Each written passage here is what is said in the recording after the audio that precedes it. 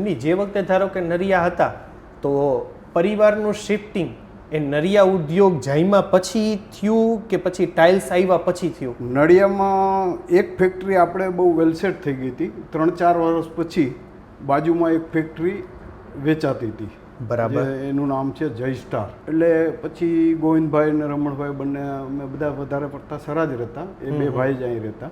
એટલે આવેલા અને રજૂઆત કરી કે ભાઈ આ આપણે બાજુમાં જ છે ફેક્ટરી, વેચાવું છે અને અમે અમારી રીતે સક્ષમ છીએ.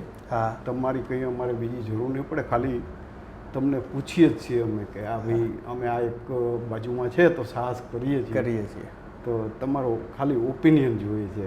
એટલે બધા પરિવારે મિટિંગ કરીને કીધું કે ના વાંધો નહીં, તમને કોન્ફિડન્સ હોય, તમને તમારી રીતે વિશ્વાસ હોય કે ભાઈ આપણે એ લઈએ અને આપણે 2-3 વર્ષ કે 4 વર્ષમાં આપણે ટૂંકમાં એમાંથી ઇન્વેસ્ટમેન્ટ સાઇડથી કે આ તે બધી રીતે બહાર નીકળશું, માર્કેટિંગ સાઇડથી બી તકલીફ નહીં પડે.